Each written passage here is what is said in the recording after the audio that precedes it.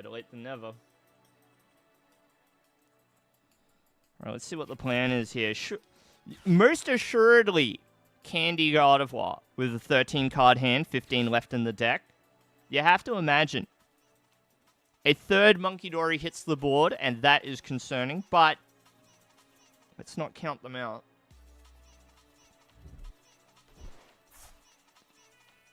Don't count them out.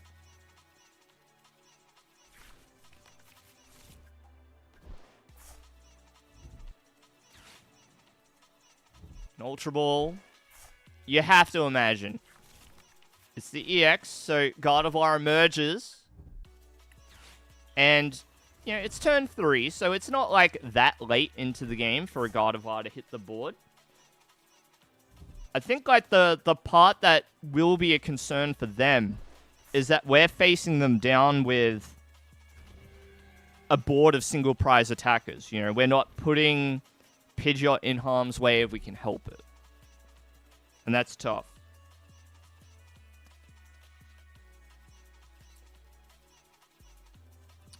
We're going to play Ethan's Adventure once. And that's just going to... It's going to set us up for the rest of the game. This last Ethan.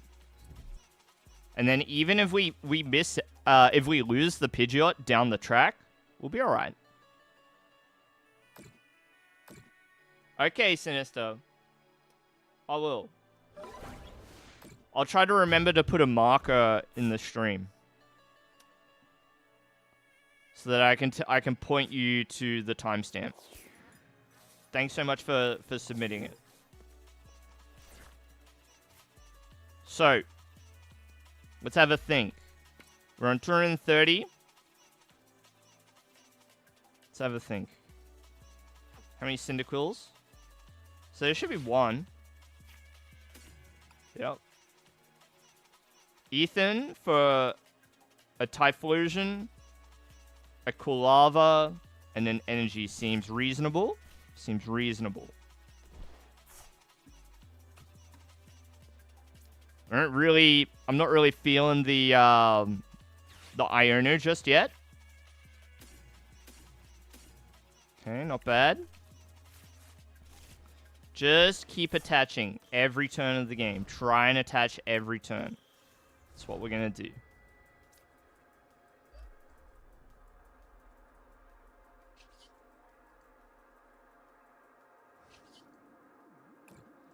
Quick search. And so now we're going to start running low soon. There's one more energy in the deck. Once we lose another Typhlosion, we'll have 6 Typhlosion cards in the discard pile. So good timing for the Sacred Ash, I think.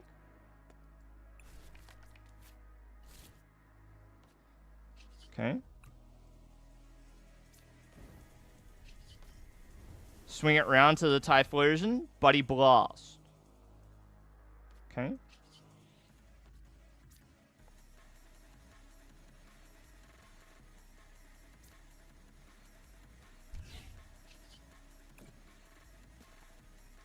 Just preparing. Give me a boss's orders and a stadium. 1 out of 2.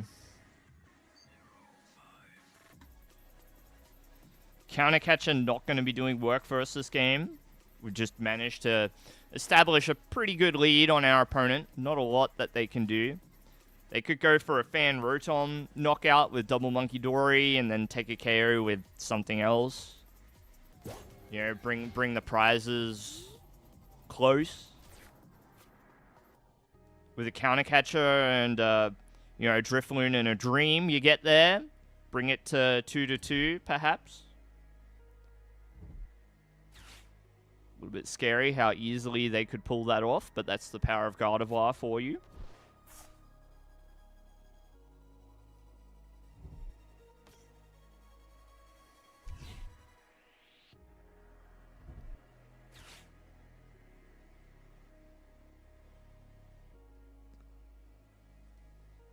See if we can clutch this one out.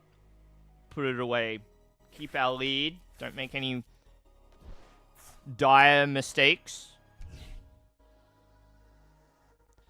Trying to protect the Pheasantipity up there, but in reality, if we're attacking it, we will one-shot it. So probably not the place to put that Bravery Charm, but also with only 2 prizes left to take, kind of makes sense.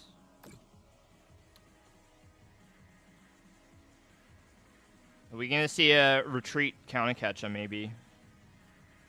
Could happen. So this is what I was suggesting before. The play was they go for the double Monkey Dory onto the Fan Rotom, get a KO. So they go down to 4. And then if they drag out the Pidgeot by way of countercatcher, then, you know.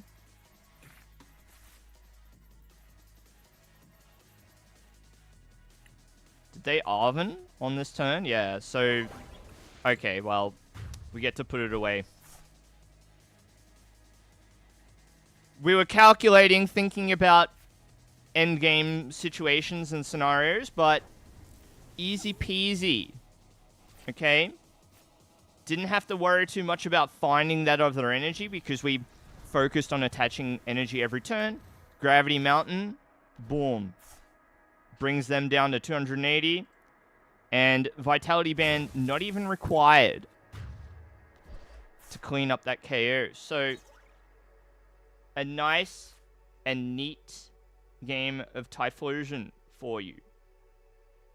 More than enough to get you to Master League. Just play your games like I did there. Don't get diced too hard by decks like Dragapult, which do give Typhlosion a bit of a tricky time. That is for sure. Thank you so much for watching this one. And if this ends up being on YouTube, please consider subscribing. And I'll see you in the next one. Thanks. Hey, not bad, huh? Typhlosion's good. It's good. You enjoyed that, Krista? Did you enjoy that game? So, one of our resident deck builders, Kat, shared a deck list in the Discord, which I'll pin actually. Hey Patchy, what's going on? Have I seen a single Misty deck? Actually today I saw LDF share a Gyarados list on Twitter, I think. Something like that. So you might want to check that out because he seems surprised at like it's, you know, when you see a card like Gyarados, you sort of assume that it's not going to be great. Like let's look at it. Okay, so Splashing Panic, 70 times, so you discard the top 7 cards of your deck and you do 70 times the number of Misty's Pokemon that you discarded. So when you see an effect that's like a bit hard to control, which would be on brand for Gyarados, you kind of think, it can't be good, right? But maybe it is good. I have saved a Gyarados deck list or 2, so I will try it. I will give it a go. It's legit strong. I'm glad to hear it. It would be frustrating to lose to, for sure.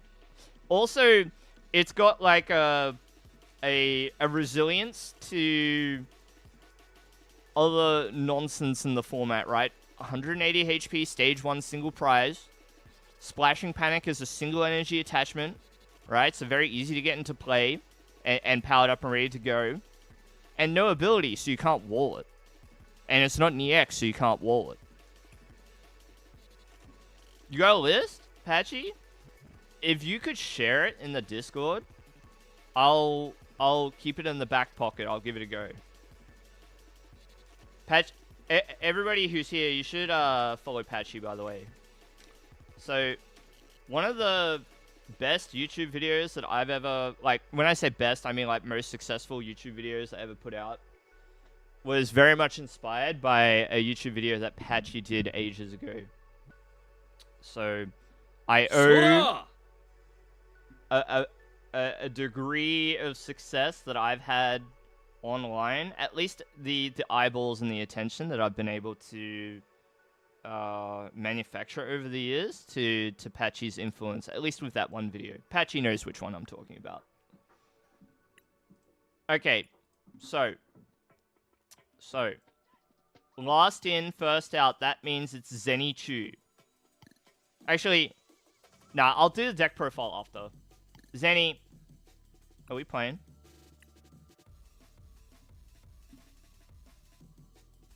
Or do you need a recess? You put it there? Yeah, no worries, Patchy, no worries.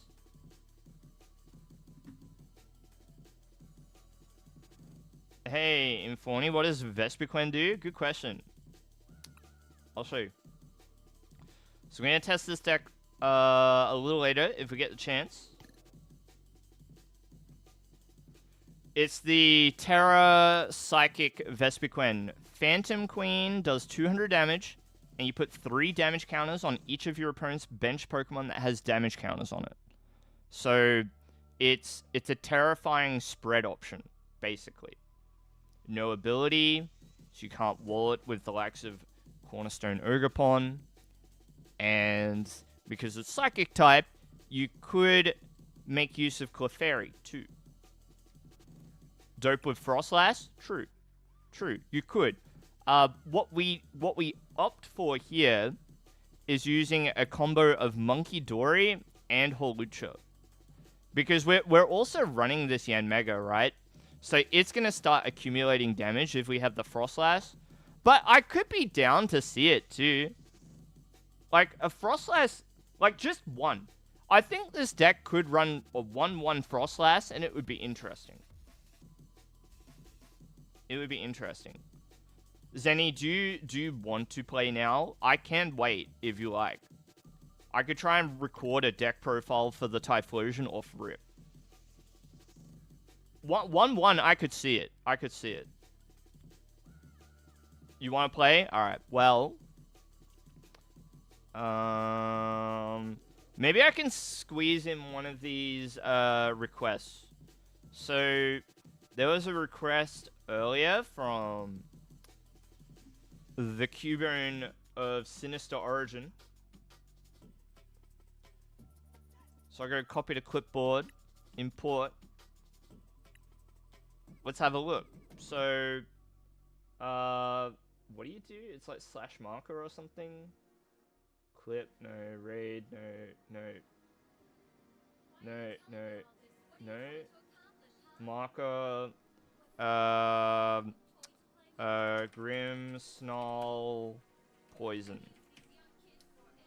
Okay, so I'm doing a quick redeem for Sinister Cubone. So Sinister Cubone, thank you for putting in your request. And the request, okay, so this redeem is usually just for deck profiles or like quick reviews of deck lists.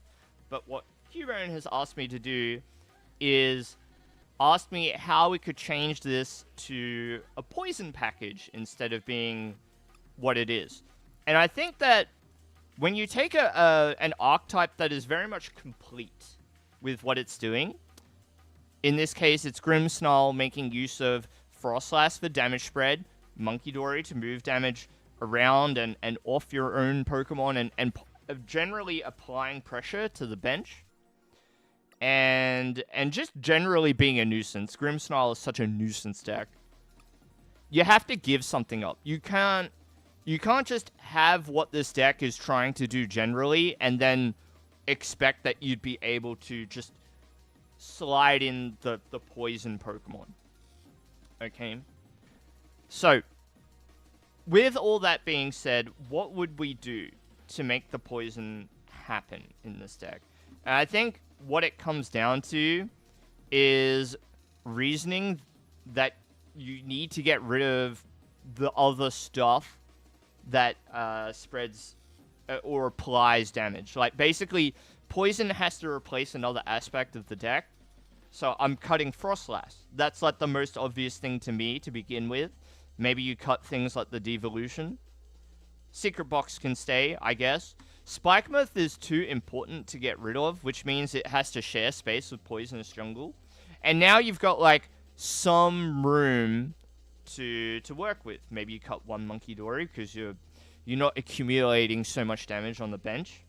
You start just, like, cutting away the things that the poison package could, take the space off.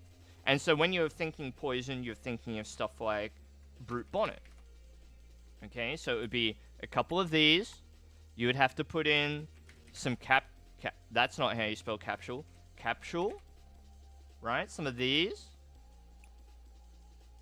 And then, like, maybe you put in a couple of Petulant and there you go. Like, maybe it's as simple as that. But when I look at this, I'm not terribly inspired. They're both not...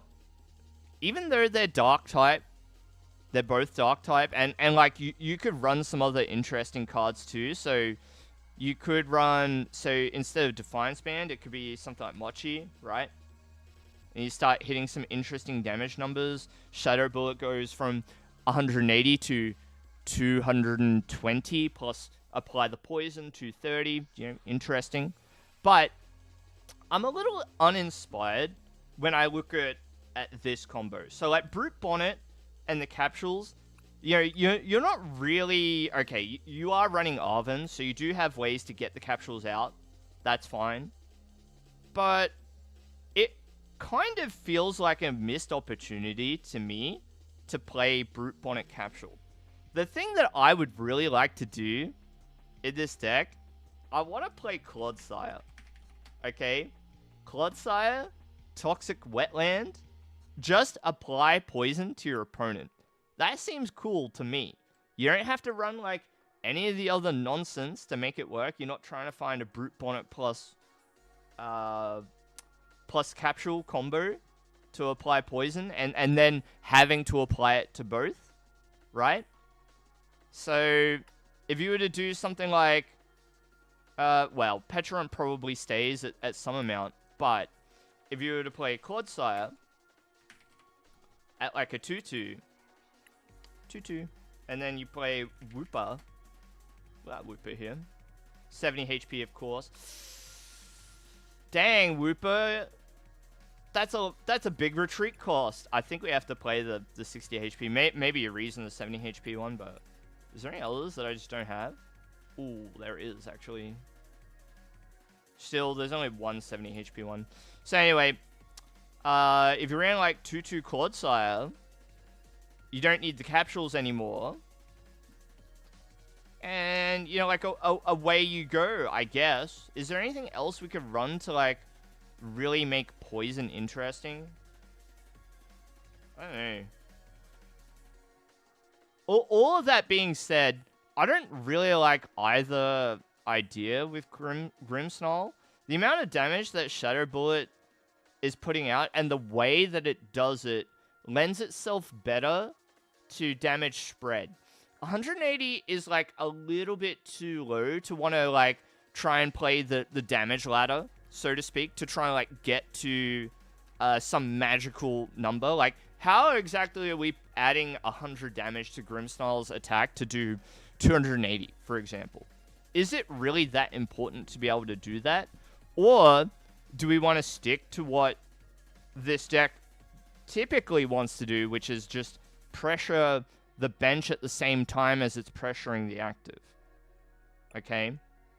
So, you got a couple of ideas there. You could try the Clodsire, or you could try the Brute Bonnet. Brute Bonnet, it's fine. Okay? It's not like a very difficult combo to go for. And, like, even if you do poison your own active Pokemon, at least, like, you could reason adding the Mochi just to swing big. Is it a good idea? I don't know, man. It's okay. It's okay. But, like, we're competing for space with Spikemouth. Like, we can't really play jungle. You could get some cheeky donks with the Petulant, but, yeah. I don't know. Grimmsnarl with Frostlass is strong. It is an S tier deck. And If a deck is S tier, it means that players have found just like the very best combination of cards to make that archetype work. So I'm not too sure. But look, all the same, try it. I've got no qualms about just trying to sneak it in. You just don't want to compromise the consistency by trying to fit Frostlass alongside it. I just don't think that it works. Maybe it does, but I don't think it does. Anyway, hopefully you find that interesting.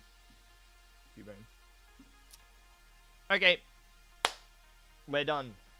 Zenny, are we ready to play? Are we ready to play?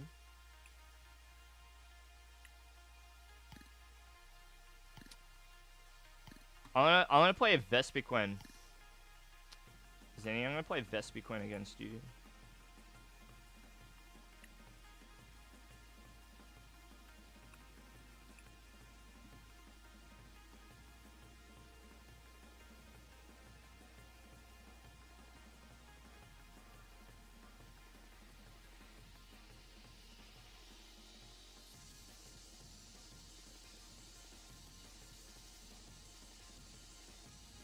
Hey, Miss Jelly. Hey, Traveler.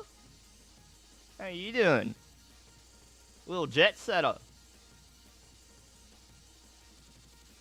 Thank you for sharing all the photos of your trip. They were very, very fun to look forward to every day. Oh yeah, we gotta run a bet. Prediction. Start. Will Vice win? Start.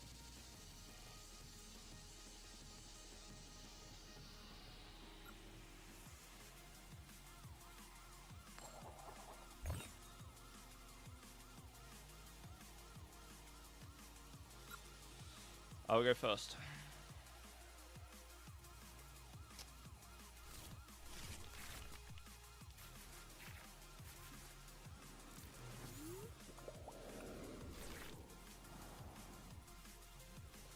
Back home, Sag.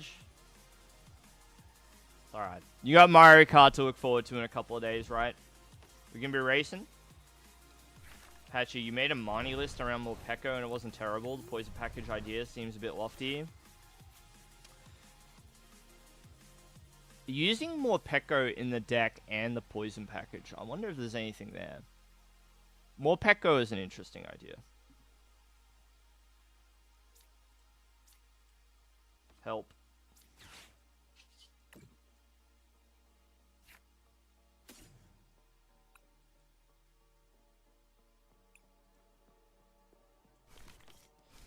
Okay.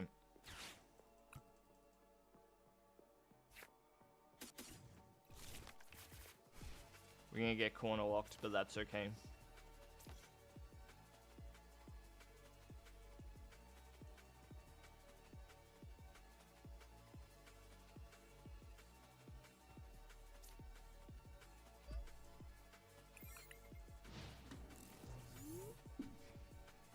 All the racing, that's the way. That's the way. With this idea that I've got here. With it, wait, you can't see it.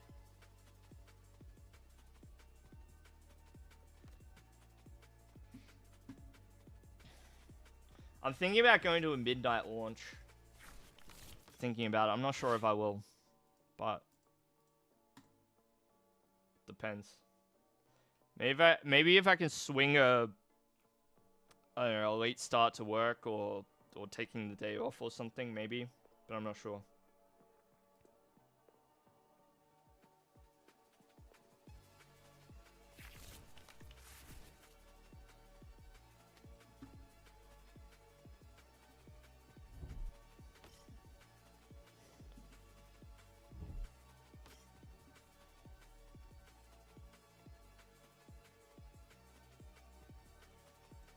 So who bet? That is a lot of points bet. That's a lot of points bet. Kornosicki. I'm not going to do that. I never do that.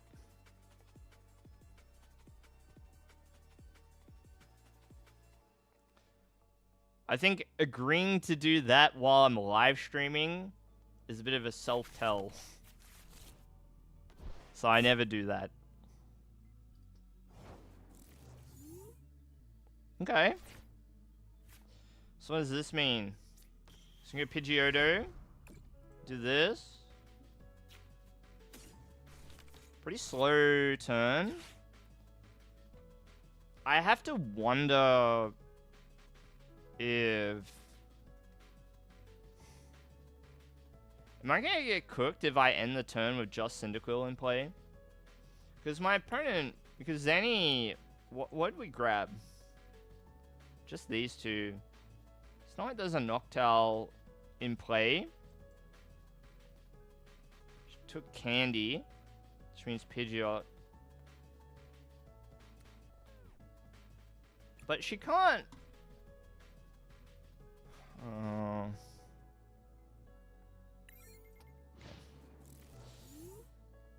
This might turn out poorly for us, but she's got a line that requires Terra, the Sparkling Crystal, to knock out my Cyndaquil. Boss's orders means we're safe. Sorry, Brock's scouting means we're safe.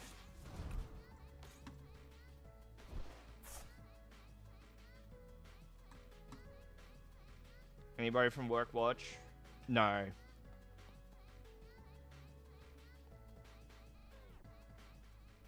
No, but like, I've never taken a sickie in my whole life. So I'm not about to start.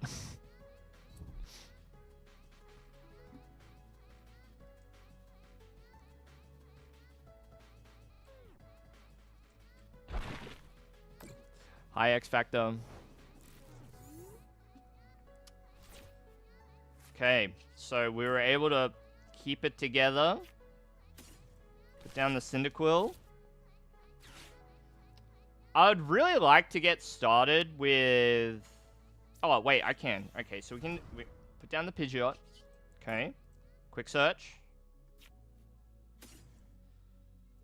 Quilava? Is Quilava the take? Yes. Because then I can grab the Quilava, put it down. Bonded by the journey. Take one. We do this. We'll take you and you. Possibly... Nah, I probably don't need the Cyndaquil, actually. I'll take Typhlosion, just have it. Now, it's a little bit cooked, the way that I'm going to break this lock. I don't really like having to attack with Shaman here, but... Smash Kick gets it done. We're released from the clutches of the Nacli.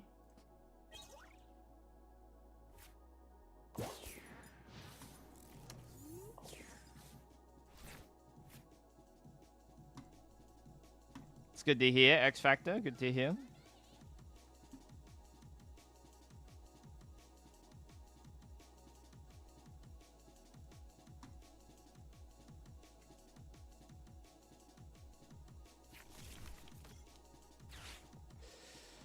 Artisan to the bench. Artisan Budju to the bench. What's the plan now, Zenny? You going to Itchy Pollen? It's quite good. Got me to Master League, so I'm happy about that.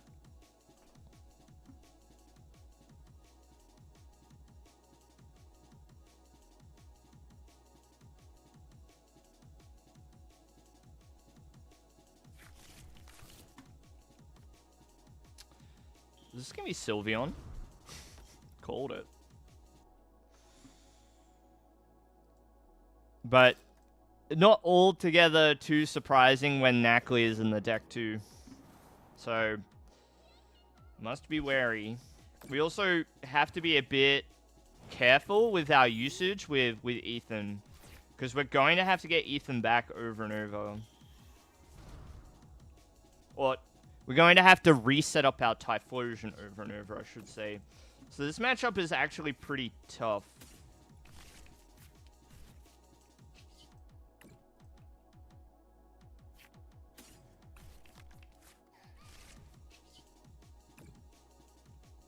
So I think what I need to do is continually put, like, pieces of the deck into hand. I'm a little wary about even attaching energy here, too. Because I don't want to, like, lose the energy from hand if Zenny just goes Angel Light. So just chilling. If I can get a turn where she doesn't have access to a Sylveon for the following turn, then I'll go for the one-hit KO. But the game becomes a bit scary without Ethan to rely on. It is definitely the way that we would lose. Unless I can just get 4 Typhlosions set up.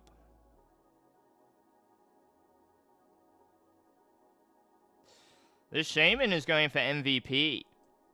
It smash-kicked its way through 2 Pokemon so far. Just blasting them.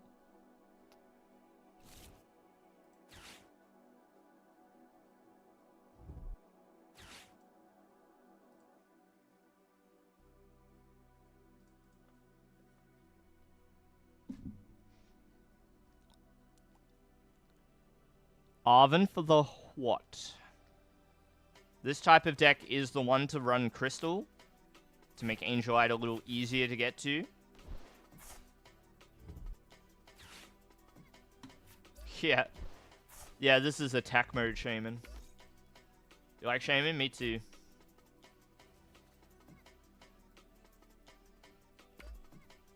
Quite iconic, really. Very iconic.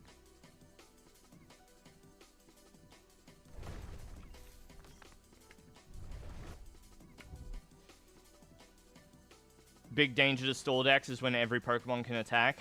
True. Struggle Street out here for Nackley.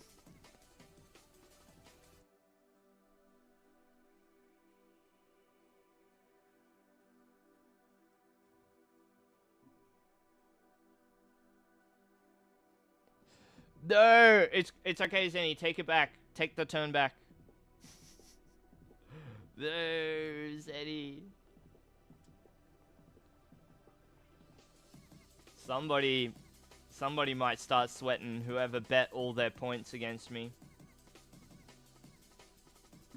Somebody bet big on Zenny.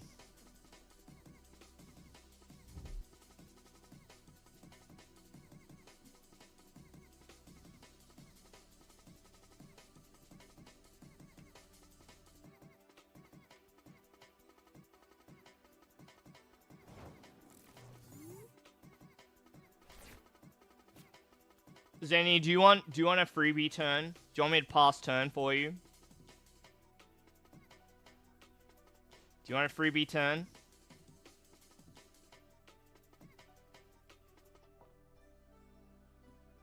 Please? Alright, you get 1. Because we can't do takesy backsies on live, this is the best I can give you. You get 1 freebie turn. That's it. That's it, though.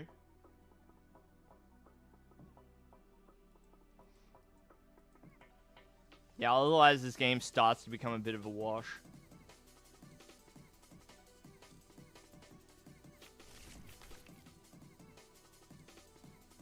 Three to 6 is pretty hard. No friends in Pokemon and cards start flying. It's true.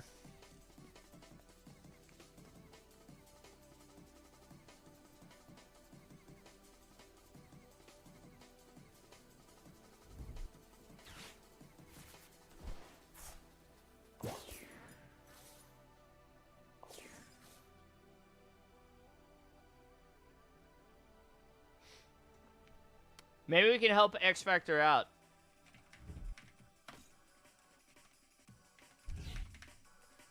I wish your name didn't have so many numbers in it, though.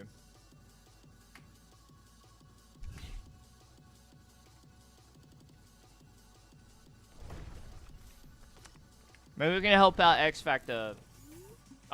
Is that the right username? I hope it is. Too many numbers, yeah.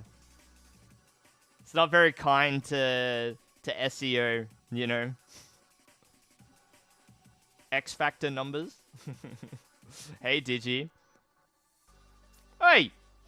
How did the tool change? Excuse me. Zenny played Penny. Penny Chew, huh? Fair enough. Penny Chew. Okay. Yep.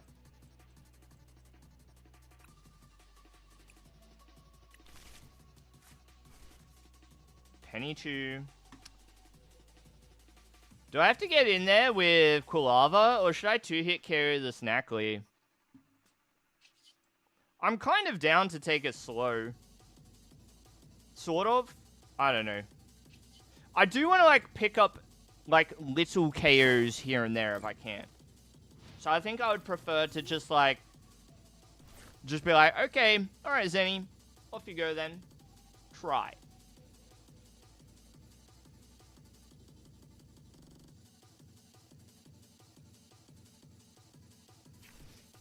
What's going on, Digi? Oh, Inforni, I missed your follow earlier. Thank you so much. Thank you.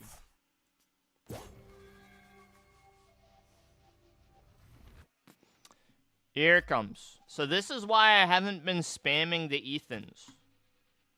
Because I know I'm going to have to get back my Cyndaquils over and over. And then getting back the Quilavas over and over. Very annoying. Very annoying, Zenny. Very annoying.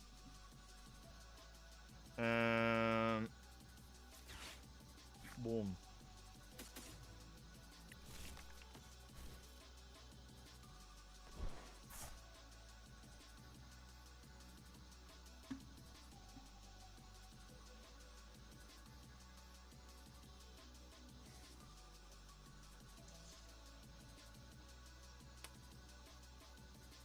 Just do 40. Is that okay? Can I do that? Can I just do 40 damage here? Yeah. I'm going to play one Ethan.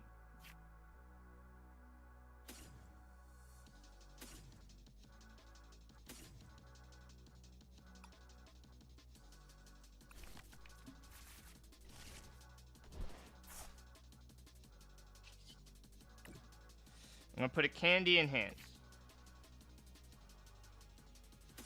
Nobody tells any. Nobody. Everybody quiet. Quiet. Ooh. 1, 2, Ethan. I actually need to play this. I gotta play the ticket. Nobody tells any.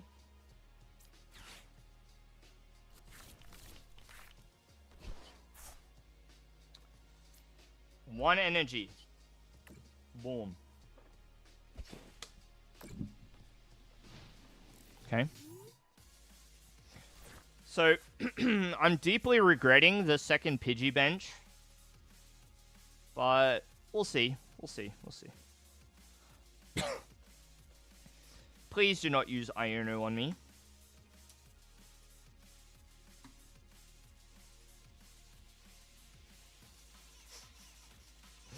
You don't like the emote, Jelly.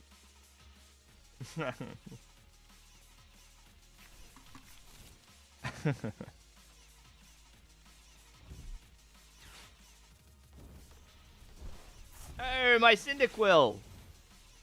How dare you? How dare you? How dare you? No, don't. Boom. Military Blaze 22 just redeemed card review.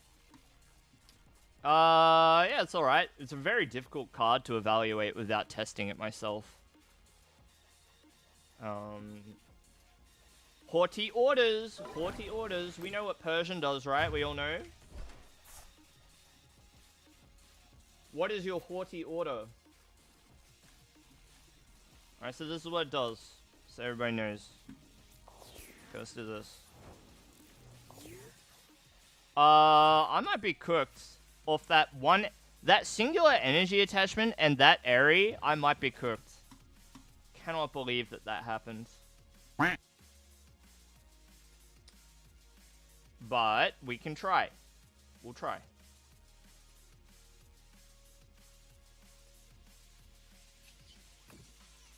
There he goes. I'll review more of that card in a minute. I just need time to focus.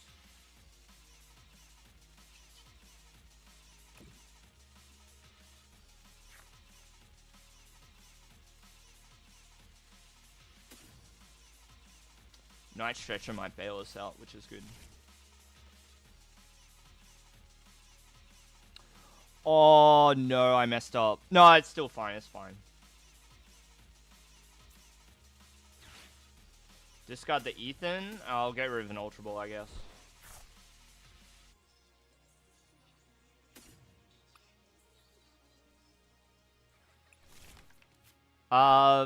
Three in the discard pile is fine, and it might even be better this way,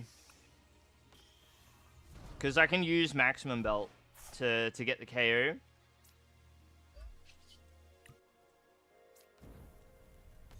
Alright, so this is not enough. Not enough. Attach the belt. Now it's enough. Is that it? Are we done? Are we cooked? Do I want Iono? Maybe Iono is good. I kind of don't want to, though. I think I'm going to chill with the cards in hand, yeah. Let's do it. It's a bit of a war of attrition against Sylveon, so you have to, like, be a bit careful.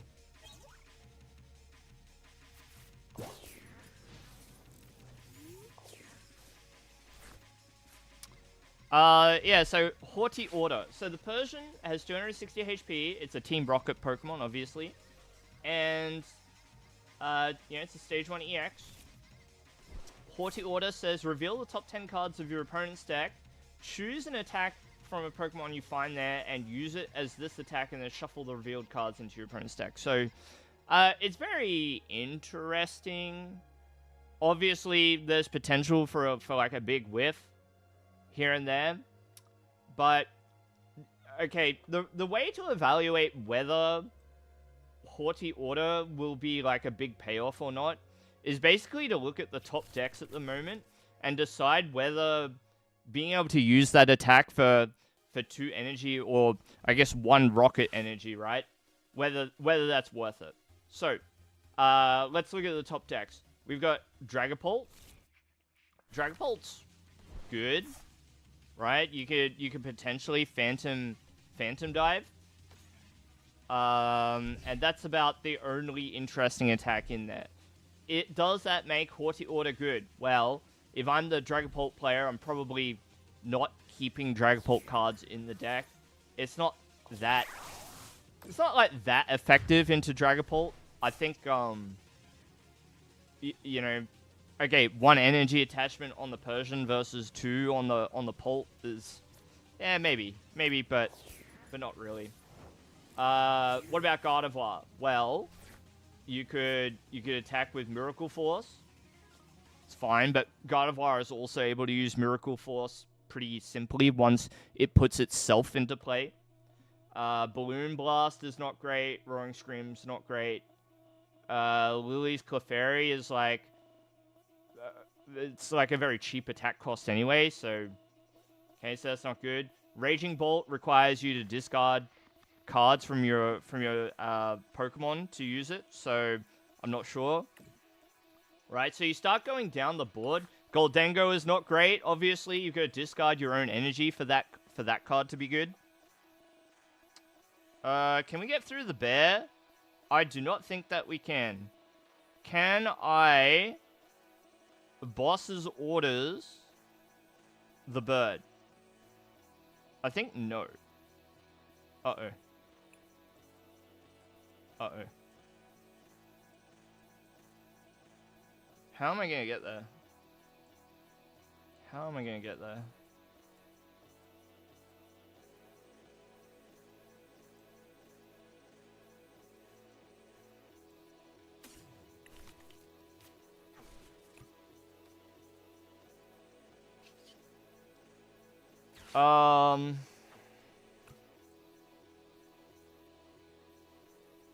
I'm kind of thinking Shaman in this position. I'm kind of thinking the Shaman. I'm sort of down to just Sacred Ash as well. Let's just get them. Let's not mess around. Just get them. Then we Artisan. Okay, we had it anyway, so it's fine.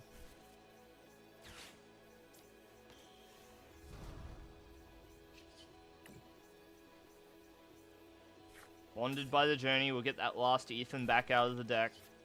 We'll retreat. Attack of the Shaman again. It applies pressure doing this damage.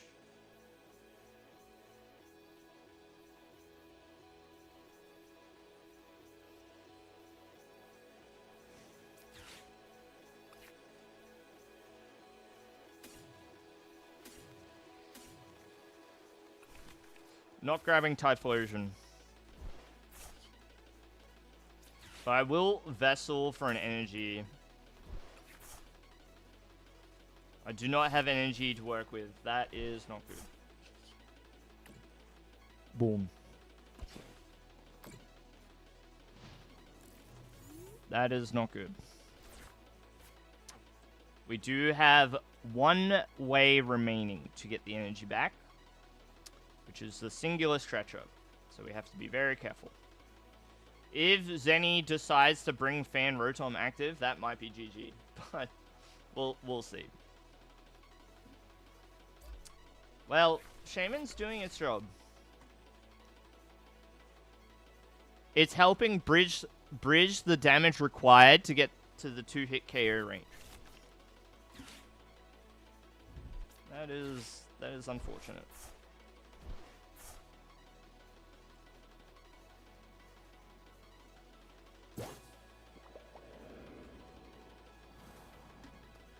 Hello, Blueberry. Hello. How are you? Itchy pollen. Itchy. Okay. Kulava. Typhlosion. Think that's fine. Quick search.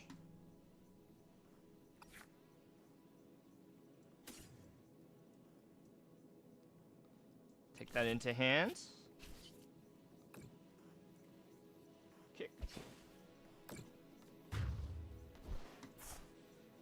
Is it Blueberry? That's exciting, because it was a cool idea. To finish off my review of Persian EX, okay, you gotta look at Joltik Box and Terra Box too, I guess.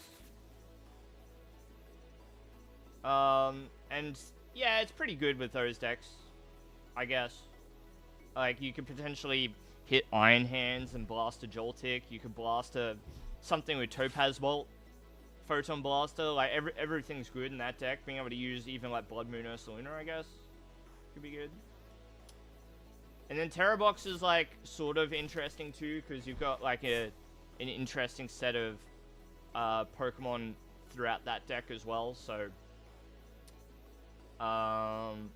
but yeah, like, you got to think about what cards are good at the moment, Millie. And if the cards that you're actually hitting in those decks doesn't quite get you there, then yeah, that is not great for us.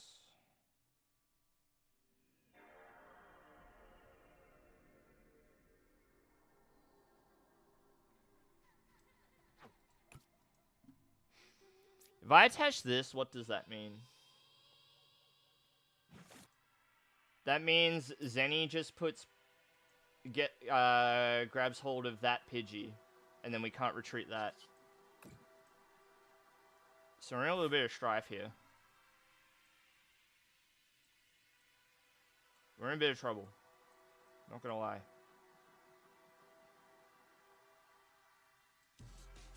She might have got us at the very end.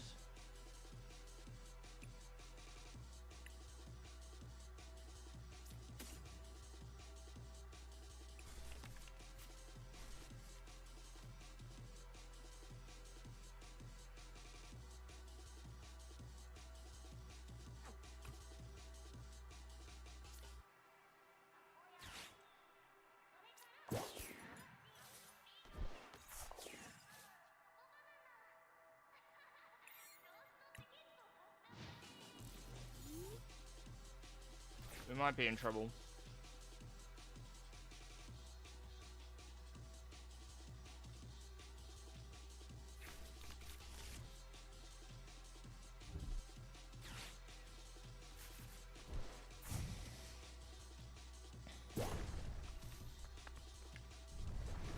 I think we lose.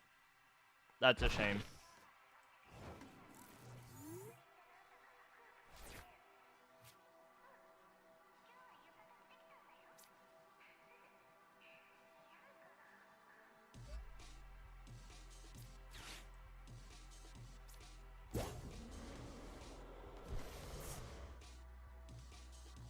Don't know if the freebie mattered or not, but we are definitely getting cooked.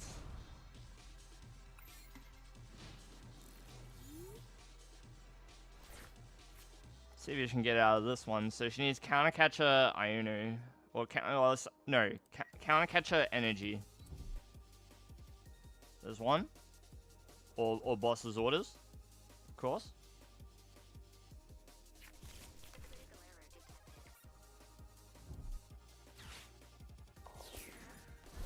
Yeah. Wait, we can get out of this though. Because we can evolve. She needed to grab Fan Rotom. Fan Rotom can do damage though is the problem, I guess. So let's see if we've got a way out here.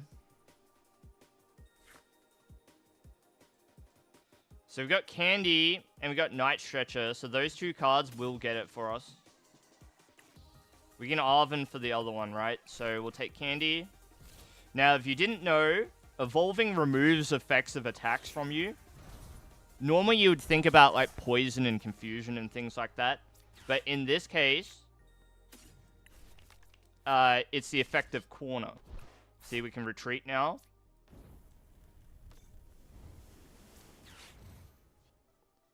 Very close.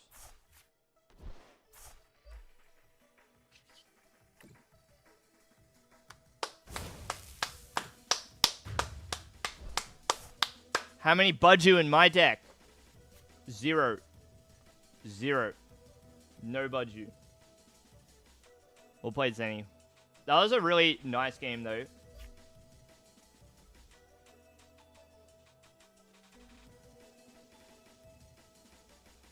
Nice game.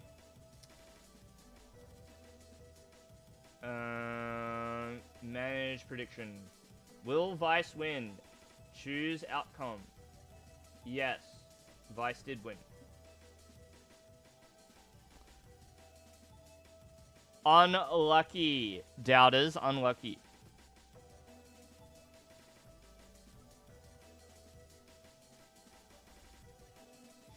Rema, believed in me. Believed in me. And Quinn. Yeah, I knew that I needed to keep my items in the deck. Because I didn't want to get airied again.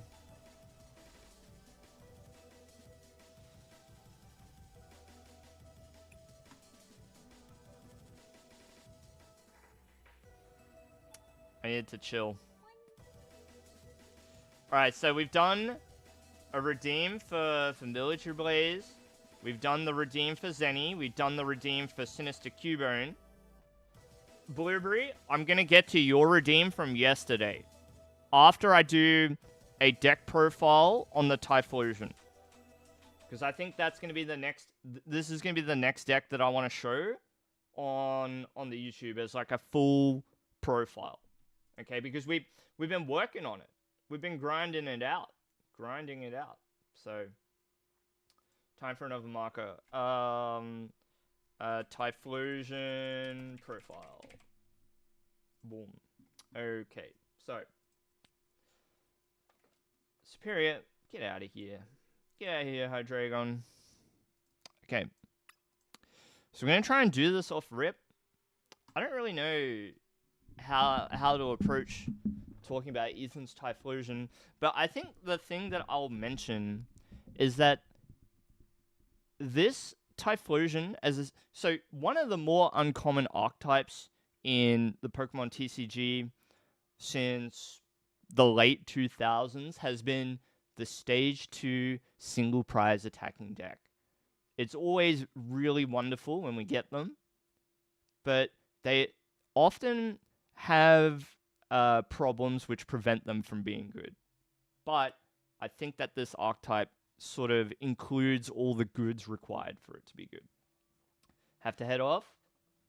No worries, Roman. Thank you so much for hanging out. Enjoy your channel points. Hopefully you can buy a nice dinner with your newly acquired points. What's up, Zenny? Oh, you're analyzing the VOD, doing VOD review in your head, are you?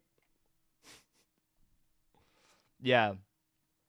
If you'd grabbed the Rotom, I was cooked, I think. Yeah. I think I was cooked because that would have been my last energy. So it all came down to that. But like, you're not to know as well. Like, maybe I have another energy somehow, like another out. But yeah, surprisingly, Shaman got a lot of work done, which was good. Why were you in play, huh? Okay, so let's talk about Typhlosion. So Typhlosion, I'm gonna write some notes, but it's not gonna be a script, right? So I'm gonna talk about Typhlosion, Ethan's Typhlosion is a new archetype. Is a new deck out of Destined Rivals. It's very fun because it's a stage 2 attacking single prize attacking deck, and those are always a treat when we have them in format. And the reason why is stage 2 decks, since the release of Next Destinies about 13 years ago, I guess, have struggled in the face of multi-prize Pokemon. So for an attacking stage 2 deck to be good, it needs a lot of help, and it needs the characteristics of the card and the evolution pieces. Not necessarily the evolution pieces, but the net result is that you need a deck that can sufficiently set up stage 2 attacking Pokemon every turn. Because by way of the frantic pace of the game that we've had ever since the release of Next Destinies in about 2012, Pokemon have just needed to have more and more HP in order to stay on board and survive. So, yeah. This deck ticks a lot of the boxes I look for in a good stage 2 single prize attacking deck. We've got the main one of the most so let's list out the important aspects. Decent HP. You know, right? It can't be like a Butterfree with 130 HP because it's just too low. It has to be able to survive like other decks that run like mid-range attackers. So like, for example, this Typhlosion is able not necessarily able to survive like Cramorant, like Hop's Cramorant, but like Pokemon in that range that hit like a mid-range of damage as single prize attackers themselves. Like, they don't... The Cramorant is not very easily getting the one-hit KO on the Typhlosion, but that would be the example of the... Okay, a good example would be, like, you're not threatening this Typhlosion with Fan Rotom, right? Is there a good example in format at the moment of, like, a single prize non-evolution Pokemon that deals, like, a chunk of damage, but can't quite hit, like, 170, for example? Hop's Cramorant would probably be a good one. So, like, decks that, like, try to sneak in the single prize attacker can't really do anything to the Typhlosion, right? So it's got decent HP. It has a single energy attachment attack, and the damage is quite potent. It can't be looking necessarily to trade back and forth,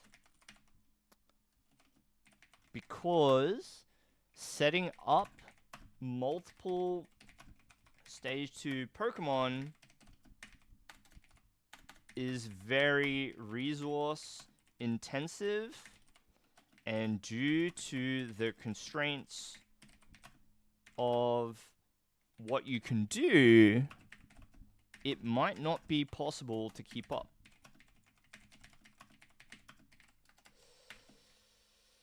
So, like, you know, we live in a world with Monkey Dory. We live in a world where Pokemon are hitting the active and the bench at the same time. You know, your Wellspring Ogerpons.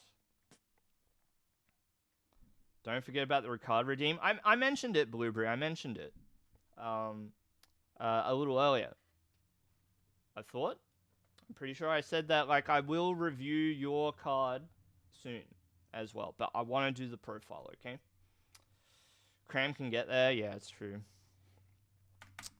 Yeah, we live in a world where we're spreading damage to the bench, and we're hitting both the active and a bench Pokemon, all that sort of thing. So we need a deck that is sufficient at setting itself up. We're treated to Quilava. So Quilava. So Typhlosion's attack relies on Ethan's Adventure. So attack requires Ethan's Adventure. It just works. Ethan's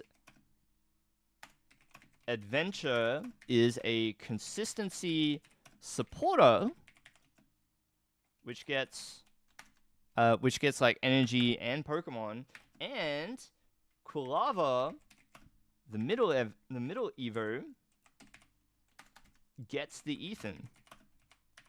So it is very capable of moving itself along by its own volition, right?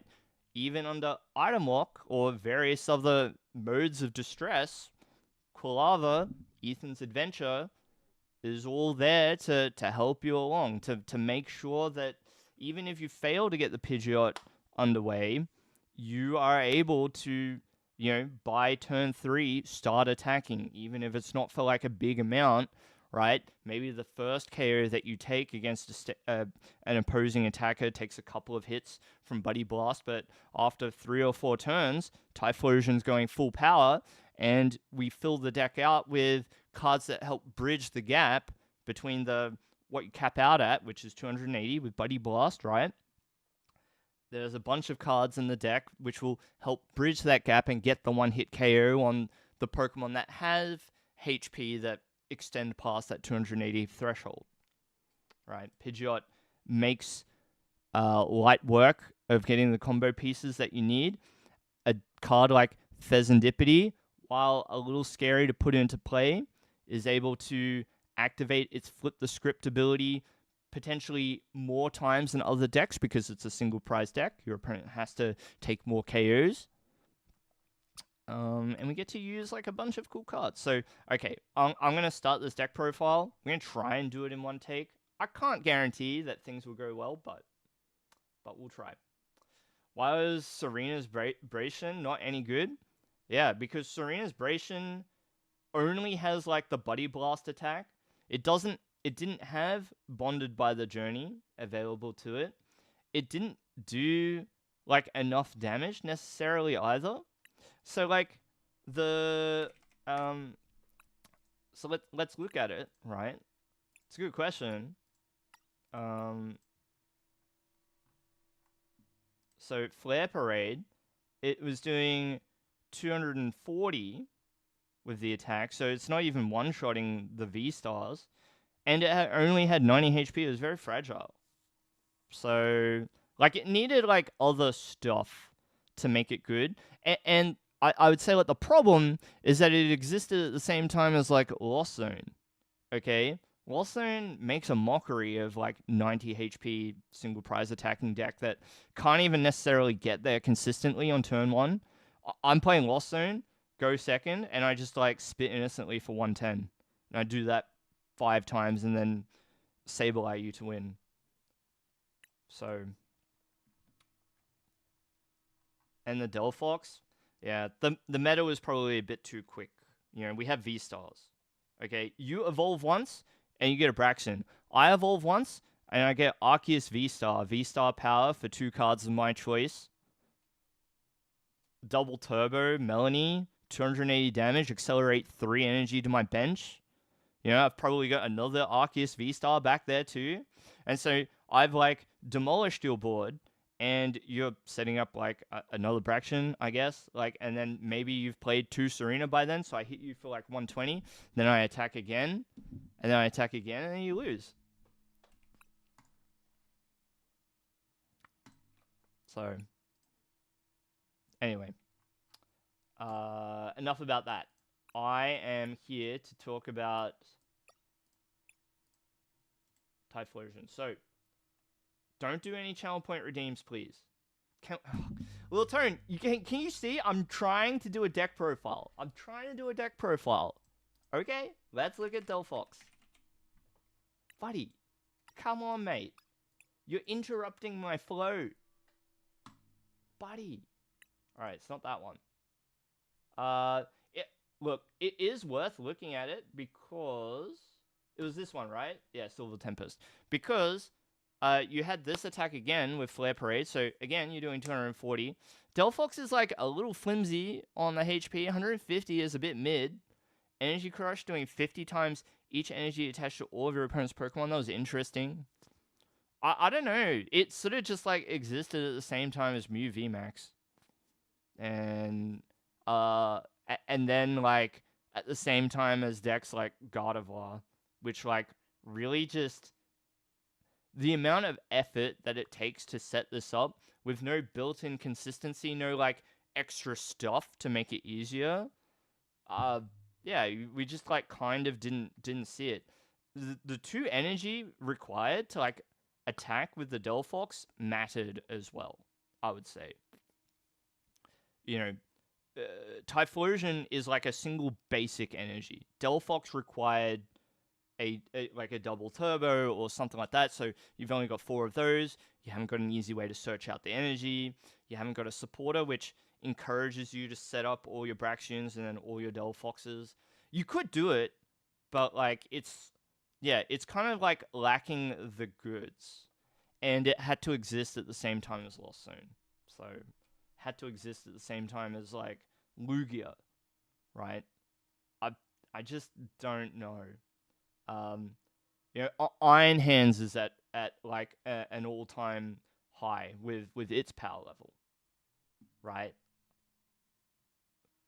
So no need to apologize.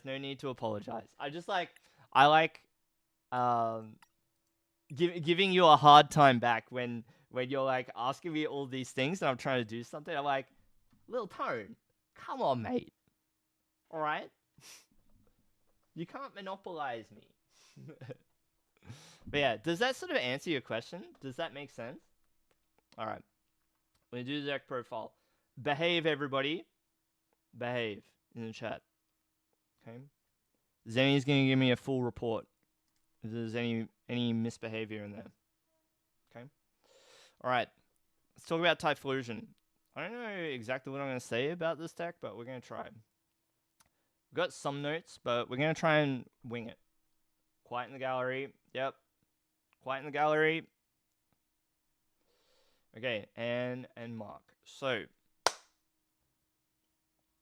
Ethan's Typhlosion is a new deck out of Destined Rivals, the newest set of the Pokemon TCG. It's quite fun. It's a Stage 2 deck. It's all about the Ethan's Typhlosion line. There are a few Ethan's card out there, but Ethan's Typhlosion as a deck on its own only seems to require the evolution line and the supporter that goes with it. So let's have a look. Ethan's Typhlosion is 170 HP fire type, and it's got the attack Buddy Blast, and that's the part that we're going to focus on.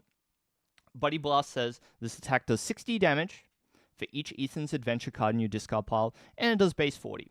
So once you've got one Ethan in the discard, that's 100, and then it goes up to 160, and then 220, and then 280. So a lot of interesting numbers to hit for, right? The 220 and 280 HP breakpoints are pretty important because that means you're starting to swing at Pokemon that give up more than one prize per turn. And that's one of the things that a good single prize Stage 2 attacking Pokemon needs to succeed.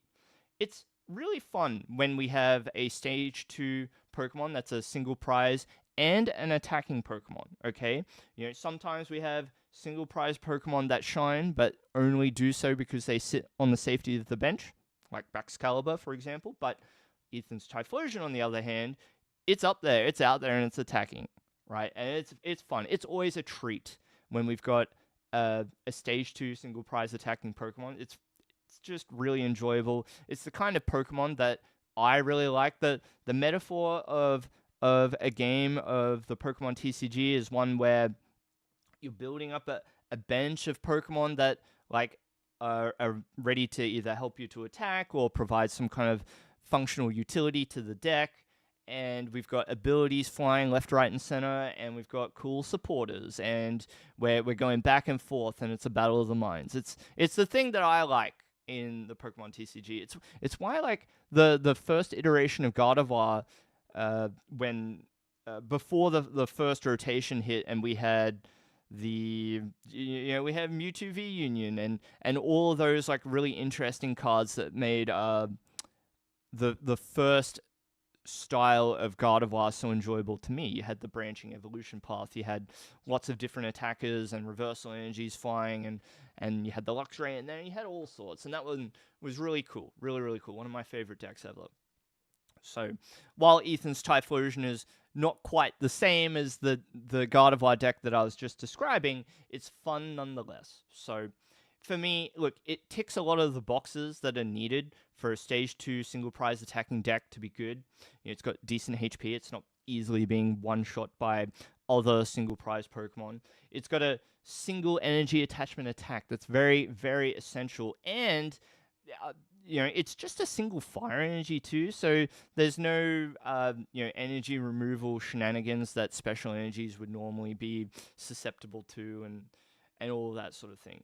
Okay, the damage that it does for that single attachment is potentially quite potent. You do have to complete a bit of a mini game to get there, but it ends up being quite a good thing, right? It requires you to play Ethan's Adventure, and to get the maximum damage, you are going to want to play 4 of that supporter, and that supporter is very important to look at too. So the next step of this combo is to look at what Ethan's Adventure does, and it says search your deck for up to 3 in any combination of Ethan's Pokemon and basic fire energy, reveal them and put them into your hand, and then shuffle your deck. So Ethan's Adventure is a fantastic consistency card, playable under item lock. It will get you the evolution pieces and the energy needed to attack with the evolution line. And speaking of the evolution line, it's important to go down the line because Quilava, another very interesting part of this deck, has the ability Bonded by the Journey. Once during your turn, search your deck for an Ethan's Adventure card, reveal it, put it into your hand, and shuffle your deck. So you've got a deck that is self-fueling, right? If nothing else works, as long as you can get one Quilava into play, you've got the ability to use, you've got your supporter for the turn, you've got an attack for the turn, because combustion itself only requires 1 fire energy to use. You're a fire type, and you're hitting for a base 40 with combustion. That means even a bravery charmed Budju is not withstanding this Quilava. So very, very good. And the Cyndaquil is even worth calling to attention. 70 HP, great. You're surviving Dragapult damage spread. And Ember being a 30 damage attack. I mean, you're already a fire type, but importantly, you're just doing a chunk of damage for 1 fire energy, and you're knocking out the likes of Budju or Cleffa or what have you. Okay? No ability on the Typhlosion means that it's not being walled out by Cornerstone Ogerpon. It's not an EX, so you're not being walled out by Mimikyu. All right? Very, very good. Now, this deck is held together by a familiar friend here, Pidgeot EX. We've seen this card for a few formats in a row now. We know what Quick Search does. Search your deck for any card and put it into your hand. Very important ability to have access to when you're relying on a Pokemon that is a stage 2 and a single prizer. Okay.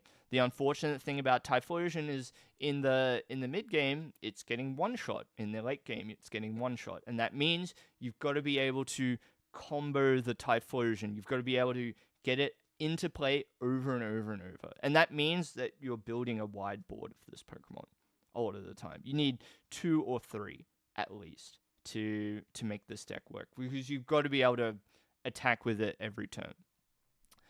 Very mercifully, very thankfully, we also received the Shaman in Destined Rivals, Flower Curtain, which says, prevent all damage done to your bench Pokemon that don't have a rule box by attacks from your opponent's Pokemon. So it fulfills that role that Manaphy did before, but comes with that stipulation where it's not going to be protecting your EXs and other rule box Pokemon that might come along. So Shaman doing a lot of good work in this deck. It means that our bench is safe from being overwhelmed by the likes of Wellspring Mask Ogerpon and other decks that can hit the bench. So very important.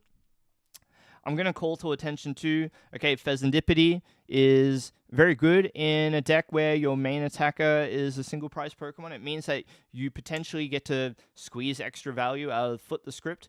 Also, being that it's a stage 2 single prize attacking deck, it's quite intense to try and like keep the flow of Typhlosion going. So Fezandipity grabbing the combo pieces required, the rare candies, the energies, the whatnot, because eventually you run out of Ethan's Adventure, right? You don't have access to that supporter once you start swinging for full damage, so you need other ways to get access to your cards. And then interestingly here, we've got the Fan Rotom as well. I really enjoy using this card to grab both Pidgey and a Pidgeotto on the first turn. It means that, like, even under item lock, you can just go, okay, turn 2, put your Pidgeotto down, and then it starts to apply a lot of pressure, right? Your opponent has to decide, do I go for the Typhlosion? Do I go for the Pidgeotto? If I bench both the Pidgey and the Pidgeotto, maybe it's pointless. Maybe they feel like they can't keep me from having access to the Pidgeot. So very, very good. Don't sleep on the Fan Rotom. Attacking Assault Landing is good too. Because we're a single prize attacking deck, taking single prizes, one here, one there, with the likes of Assault Landing, with the likes of Quilavas to attack Combustion, is not to be discounted. They're very important for being able to conclude the game before your opponent can. On the trainer side of things, of course, we already talked about the Ethan's Adventure. One of the new cards that we got in the new set was Redeemable Ticket, right? Count your prize cards, shuffle them, put them on the bottom of your deck, take that many cards from the top of your deck, and put them face down as your prizes. So Redeemable Ticket alongside Pidgeot means that we can always get access to all of our Ethan's Adventure if required. And if in the mid to late game you figure out that a piece of the puzzle that you need to finish the game out, such as getting the last Ethan's Adventure, or finding the missing Typhlosion, or an energy, or even like a Night Stretcher or something like that, Redeemable Ticket can put that card out of your prizes into your deck, and then Pidgeot gets the card out of your deck. So very, very interesting and strong option there. If we go down the line of items, of course, Ultra Ball is very good in a deck that wants ways to either use up or discard the Ethan's Adventure, because you have multiple Quilavas. You can get multiple Ethans into the hand, so you can start swinging with the Typhlosion almost straight away, if you can, if you like. We've got rare candies to help you in the mid to late game too, to get your Typhlosions out in the very late stages of the game, when perhaps you're out of Quilavas and you've got to do the jump from Cyndaquil to Typhlosion, right? Boss's Orders, pretty self-explanatory. You got Earthen Vessel here. You can search it out off the Arven. And speaking of Arven, it's here to get us TM Evolution, right? So a very normal combo with the Arven going second. You go for Arven, and then it's either something like Vessel to get the energy, or Buddy Poffin to get more Pokemon out, and then TM Evolution as your tool card off that. Speaking of other tools, we've got the Vitality Band and the Maximum Belt to help us hit different damage numbers. For example, 3 Ethans in the discard pile means that your Typhlosion is hitting for 220. Add the Vitality Band and you're one-shotting things like the Iron Hands EX, for example. Maximum Belt here, of course, you put that on a Typhlosion with 4 Ethans in the discard pile and you're knocking out almost everything in format. Amongst the new cards that came out in Destined Rivals, we also got Sacred Ash. And I think in a deck where your main attacker is, again, I'm going to say this phrase, again, single prize stage 2 attacker, when your deck has a single prize stage 2 attacker, you are losing a lot of cards every turn as that attacker gets knocked out by your opponent's response. And Sacred Ash is a very strong Pokemon recovery option to help you get all those pieces back. Shuffle up to 5 Pokemon from your discard pile into your deck. Very important to be able to do that throughout the game. Not to be dismissed, Super Rod as well, being able to get the combo of energy and Pokemon is pretty important. Sometimes you do just need to get like 1 or 2 pieces of Pokemon lines with the Rod, but I often find myself leaning on the energy recovery side of things with Rod, but the flexibility is very appreciated, very nice. And then Night Stretcher, the other end of the recovery sort of spectrum that you have. At one end, you've got Sacred Ash grabbing 5 pieces. Night Stretcher only grabs 1, but it puts it straight into your hand, so very powerful. Okay, get a basic energy card or a Pokemon and put it straight into your hand. Sometimes you just need the Typhlosion. Sometimes you need the 6th energy. Okay, so very, very good. And then on the energy side of things, you've only got 5 energy to work with. Typhlosion only requires a single energy attachment, so we play it right to the very edge of what is comfortable when it comes to deck building. Okay, the 5 energies are there to facilitate your attack, and it's very low. The thing with energy is that it's not helping you set your deck up. Okay, other than facilitating the cost of TM Evolution, it is only there to attack with your active Pokemon, right? So knowing that, we run it at a very low count. We've got the Pidgeot, we've got the Arven for the Vessel, we've got the Ethan's Adventure, right? We've got the Night Stretcher if you have to. So we've got lots of ways to get the energy out. The low energy is acceptable in this case. So I think I've talked enough about Typhlosion. I hope you all enjoyed this quick deck profile that I did on the Typhlosion. I haven't really read from a script. I've got some notes. I tried to speak from the heart a little bit. So if you enjoyed the Ethan's Typhlosion deck profile and the way that I presented it today, maybe let me know in the comments, and maybe subscribe to me on YouTube if you're watching it there. Follow me on Twitch if you want to see me live, and I'll see you in the next deck profile or live stream. I've got a game coming up. Please enjoy, and I'll see you in the next one. Thanks. Okay, spoken from the heart. A little bit of soul for you. We're done. Okay? Thank you all for behaving. Except Zenny. Of course.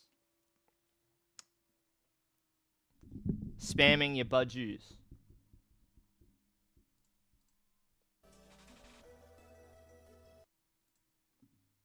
Great job. Thank you, X Factor. I got a comment on my latest YouTube short saying that I speak like an AI. So I've been ruminating on that a little bit in a constructive way. It's not like anything that brings me down. It's just interesting.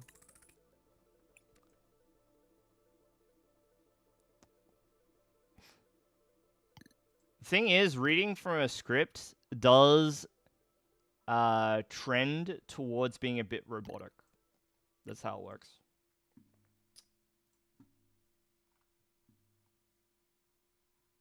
That's how it works.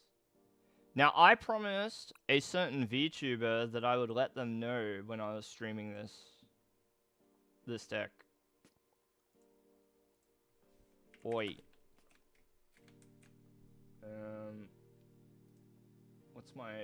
What's my Twitch channel name?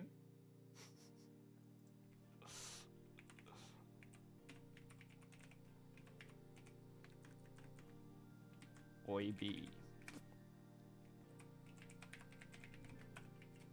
I'm playing the bees.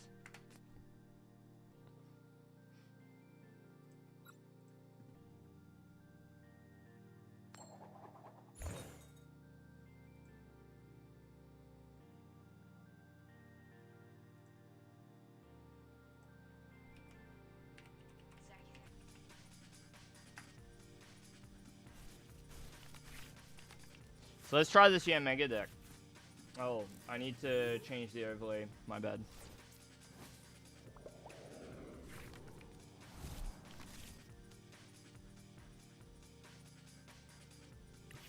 Nah. It wasn't like malicious or anything. It's very funny when like you get a comment that's a little bit blunt like that. Because most people wouldn't go to the effort. Like if you were watching a short, especially on a short, right? There's no investment at all. Like, if I appear on your screen for the first time and you're not interested, like, unfortunately, the majority of people who receive one of my shorts, you just swipe away. That's just how it works. You're like, well, I don't really dig this, so I'm out. You know? But, that commenter decided to let me know, like, hey, I don't really dig it. That's fine. They're allowed to. They will not use boss's orders. Hey, it's Kumo. Hey, do we like VTubers? Who likes VTubing? Or VTubers? Rather. She's here! Everybody! Go follow Kumarian. Kumo. I'm trying the Vespiquen. Supported by Yan Mega. Even Yan Mega got this ability, Buzzing Boost. Buzz. So, for Kumarian's sake, we're going to go through the deck little by little. We're under item lock at the moment. Budgie waved its, did a little dance, and now we can't play items. Okay, Itchy Pollen. So we've got to try and make this happen without any items. So, very thankfully, we've got 2 Yan Mega in the hand already. Yan Mega's got this cool ability where once it goes to the active, we get to grab energy and put it straight onto the Yan Mega. Okay? And I think the way that I'm going to do this is I'm probably going to play Iono. I'm going to preserve these cards. Oh, I should put something down too. Maybe? Should I? Oh, we can put a Monkey Dory into play. And then we'll go Iono. Alright, please. I just need 1 energy. 1. Thank you. Thank you. Okay, we take the energy. We put it here on the one on the bench. And then Yan Mega retreats. We promote this one. The ability activates. Buzzing Boost. We take 3 grass energy from the deck. We attach them to our Vespiquen, and then we swing Jet Cyclone to 10, and we move the energy back. So we Jet Cyclone to 10, we take the energy, and we're going to put them on the combi. Okay, combi is a very gentle Pokemon. Very, very gentle. Okay, 50 HP. It's a gentle amount of HP. Okay, so it's tough for a soul like combi against a deck like Dragapult, which will smite it from existence, unfortunately. But getting the energy down onto the combi early means we might be able to make something happen. So we'll see. Very small. Very, very small. Is this the answer you've been looking for? Is this the answer you've been looking for? Hello, sneaky old crab and friends. How we doing? Ooh, here we go. Okie dokie. Uh-oh. Monkey Dory takes the damage, but that's okay. That's alright. Look at us. Look at us go. Boom. And then, Artisan. So I think we only want... I think we want more than one Monkey Dory, but we only want one Vespiquen this game. Probably just one. Okay. I'm going to attach an energy here. Right, which is not like the most ideal line. But... actually, do I preserve it? I have to think. So, it's not that important for me to knock out Droopy right away, I think.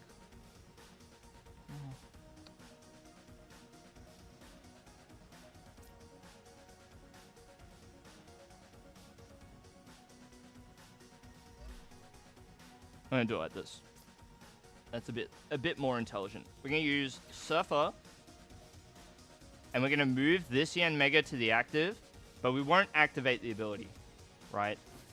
Basically, I'm moving it to the active because you can retreat for free. So I'm gonna say no. I should also not attack with Vespiquen yet. That just puts Vespiquen in harm's way. She is important. She's important. So we're going to send up our other Yanmega. Like this. Buzzing Boost. Keep a couple of energy in reserve, I think. And then we'll just move energy to the bench. Okay, I like this. I like this. Because what we're looking for is a turn where we're allowed to play this Ultra Ball. It's pretty important. Hey, Sneaky, thank you. Just talking about Queen Bee.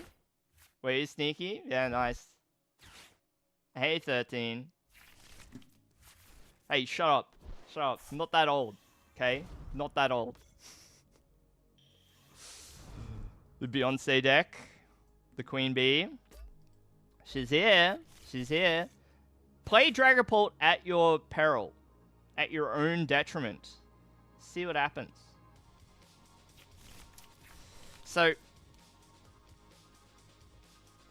what we're looking for is a turn where my opponent doesn't click Itchy Pollen with Budju. Because it means we can play Ultra Ball.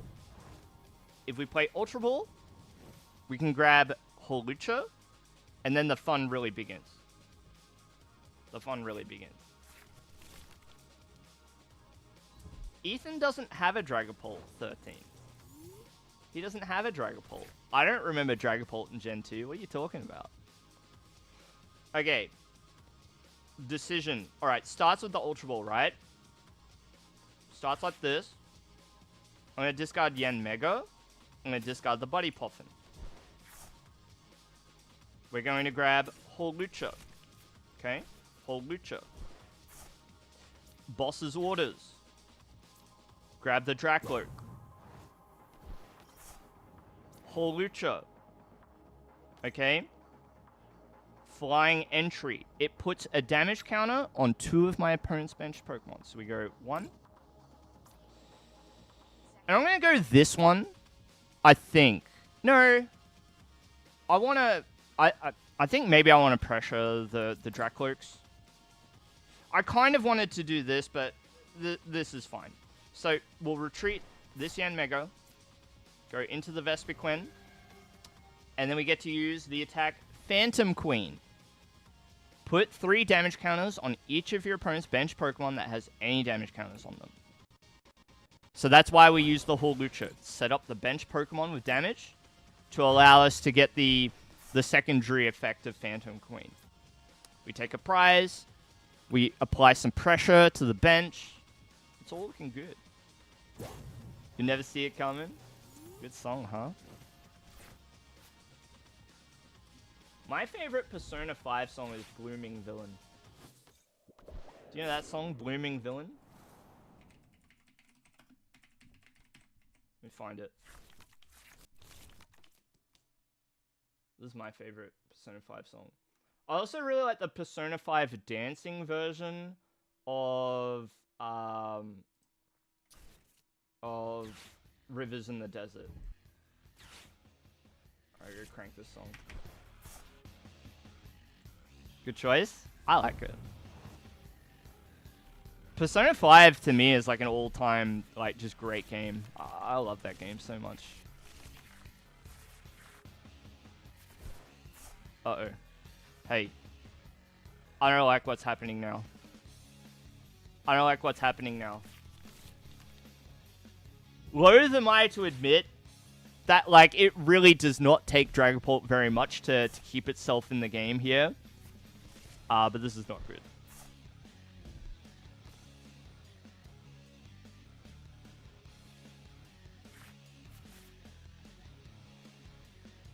Yeah, Persona music is always top notch. Shoji Meguro is a beast.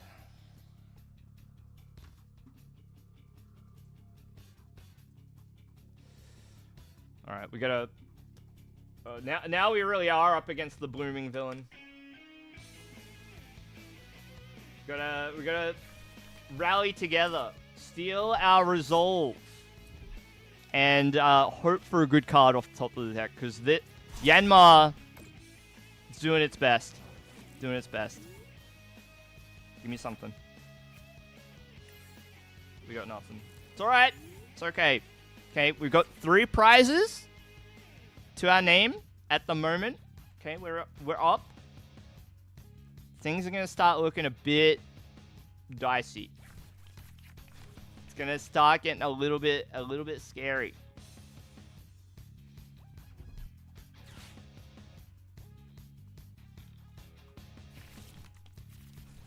But if we simply believe in the power of love and friendship, maybe I'll figure it out. I don't know. It can't be too easy, you know? It wouldn't be dramatic unless we drew a professor's research off the top. Okay?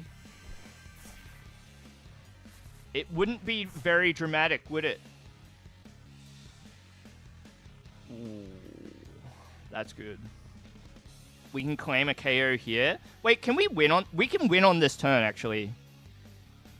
We win on this turn. Watch. Watch. As long as the correct card is in my prizes. Discard, discard. Okay, Ultra Ball. Okay, so Lily's Clefairy. She's late to the party. I thought we were going to be able to win on this turn, but I guess not. It's alright. It's okay. It wouldn't be... Wait, can we still win? No. I needed to be able to one-shot this, so... but that's okay, right? It's alright. We can go... Monkey Dory. We can move the damage off the Yanmega, right? We put it here. Then... Scoop up Cyclone.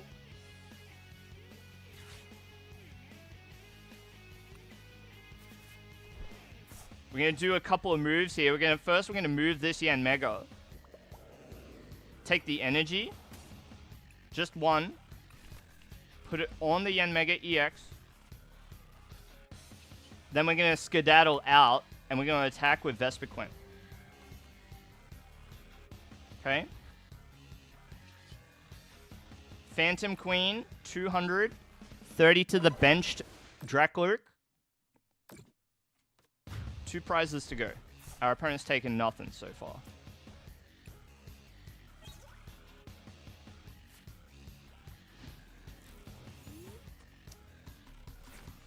Need a ticket? Nah, just unlucky prizing. I'm not going to need Lily's Clefairy every game. The cards that I need every game are here in enough numbers. Believe in the bee! She's doing work this game. Oh my goodness. Unopposed. Unopposed. Flawless victory. Kumo, you truly blessed this game. You appeared in the chat and like everything just went correctly. What the heck? Oh my goodness. Dang. The Queen Bee, she got there. Blessed by the Queen Bee. Alrighty. Alrighty. So that was... Look. Not every game with this deck is going to go that well. That went well. We didn't even need Lily's Clefairy to make it happen. But, ooh, that's a bit loud. That's a little bit loud. My apologies. So... Not every game is going to go that well. That game went well. That rocked.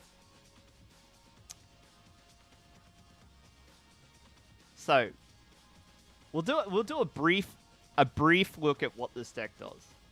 So, Vespiquen EX came out in Obsidian Flames. G block, right? We're up to I block, right? With the current 2 sets, Journey Together and Destined Rivals. So, Vespiquen, she'd been Queen Bee for a little while, but she has not had the chance to ascend the throne to take her rightful place till now. Okay? So, Vespiquen is super interesting.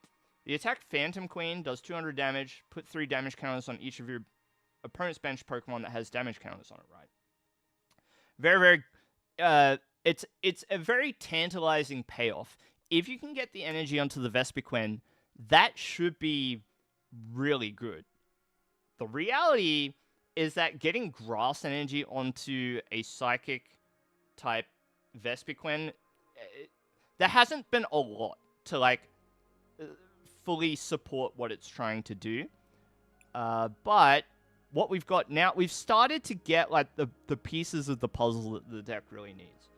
Yen Mega is a big part of it. So Buzzing Boost gets the energy into play. Jet Cyclone moves the energy off onto the Vespiquen, which is the support that she needed.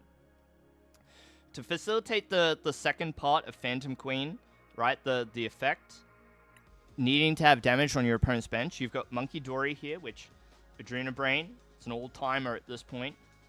Take 3 damage counters from one of your Pokemon and move them to your opponents. So Monkey Dory is just placing the little damage counters everywhere. And then you've got Hawlucha with the flying entry here to do a little bit more of that with its ability when it comes into play. So, I've decided to opt for the Scoop Up Cyclone.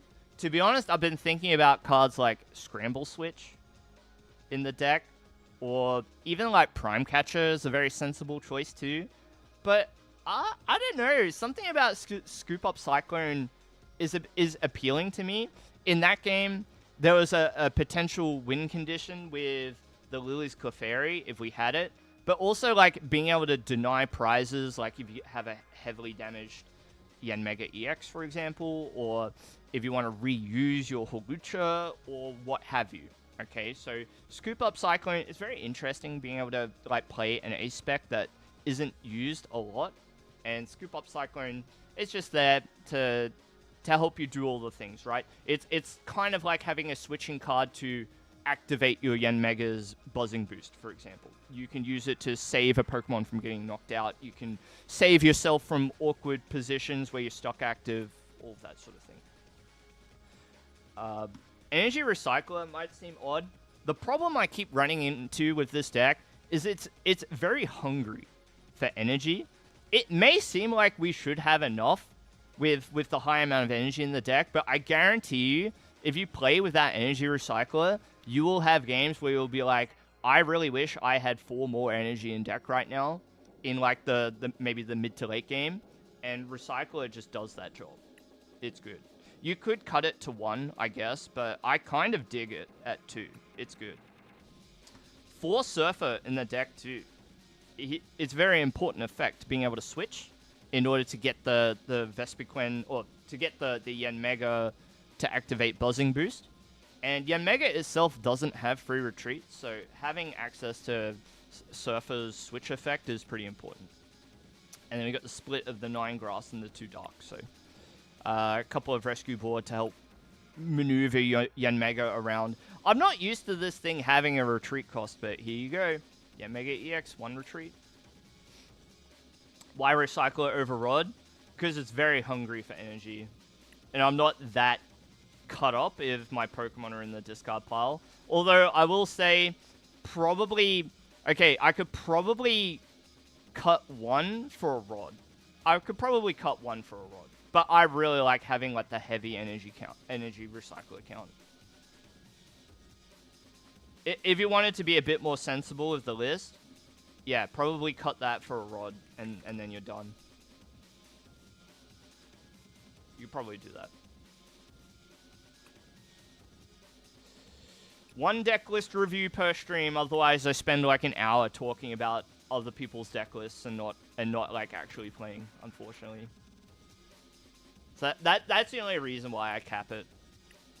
I also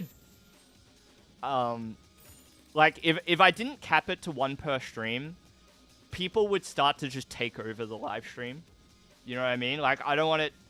I want to be here to like answer questions and do things for all of you, because you're all trading your time to spend it with me for whatever reason, right? But if it starts to become like me versus someone in chat who's spending all their channel points, it becomes a little less... it's less enjoyable for me, that's for sure. So I try to keep it at 1 redeem per go. Because I also don't want to like look at the deck list and give it like 15 seconds of my time. I actually want to spend time with it. Yeah. It'll have to be next stream. And, of course, I was being facetious before, saying, like, Ethan doesn't have a Dragapult. I understand that you've probably got a strategy revolving around the Ethan cards and Dragapult. Or maybe you're just drawing cards with Dracloak mainly, and then having Dragapult in the back, which would also be good. I did Military's card review. I did. I've also got to do Blueberry's one. Yeah. So I'll do that for you, Blueberry. Ooh, Jamming Tower.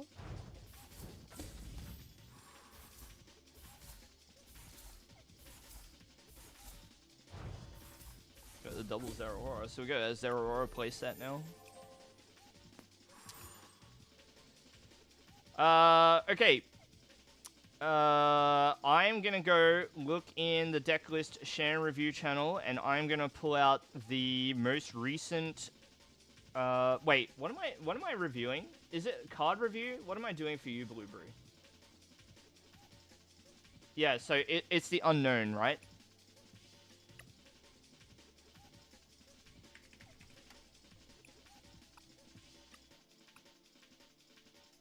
Which unknown are we talking about? Is it expanded? It was 214. Is it this one? Missing? 92 out of 214. Okay, so it has this ability Missing. Okay, from Lost Thunder. Once during your turn, if this Pokemon is your active Pokemon, and if your opponent has 12 or more supporter cards in the Lost Zone, you may use this ability. If you do, you win the game. So it's an instant win ability. Your opponent has to have 12 supporters in the discard pile The way, I guess, to make it work, like the only one, I can't build a deck with it because I'm not in expanded. I guess so. Like the only one that immediately comes to mind is the Giraffe Rig, and you have to like mill the cards. So you use the Get Lost attack, put 2 of your opponent's discard cards in your discard pile into the Lost Zone. So you could target their supporters and Lost Zone them. The problem is, what if your opponent just doesn't play more than a few supporters in the deck? Like, what if they just don't like play all the supporters out?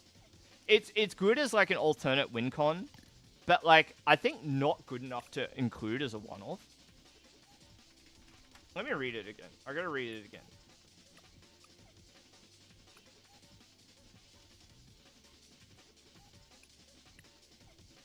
Yeah, so if your opponent has 12 or more supporters in the Lost Zone, you may use this ability. If you do, you win the game. So it's hard to make it work because you've got to orchestrate some method of putting supporters into your opponent's Lost Zone. Okay, not even just their discard pile, it's their Lost Zone. And then if your opponent doesn't have 12 supporters in their deck, the ability won't work. And even if they do, if they just hold off on playing a few of them, it won't work. But as a surprise, yeah, you could snag a game for an opponent if you just sit there Giraffe Rig, removing their cards. It could work. Yeah. So a card meant for before they separated supporters and items, but it's not. Because supporters and items have been separate for a really long time now. A really long time. In fact, it's like the... whenever we got our first supporters, that's when the split occurred. And then there was another split between the specification of trainer cards being an umbrella term for supporters and item cards. That happened in Black and White base. Yeah, so items and supporters used to be the one thing, which was trainers. And that changed sometime in the very early sets. Whenever we got our first supporters, that's when the split happened. Because then you had trainers and then you had supporters, and that was like ages ago. That was a really long time ago. We're talking like early 2000s, to be honest. But then there was another split that happened where the term trainer became an umbrella term, and then you had trainer items and you had trainer supporters, which is what we have now. And now we got a new split where tools are their own type of trainer. They're not items anymore. Let's play one more game of the Omega. Let's see if we can squeeze one more game before I have to head off. That's a good idea. Could. I'd be down to try that. 13. It's a pretty good idea, actually. Not bad.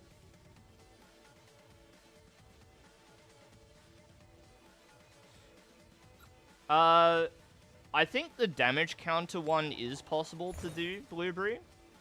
I think that one is probably like the most... It's like the most viable out of them.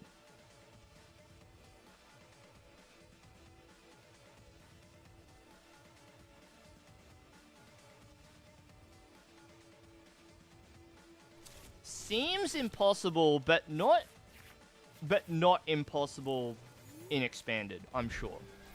I'm sure you could do it. There has to be a way. What about the... Isn't there like a Raichu GX? I'm gonna look it up. Raichu GX.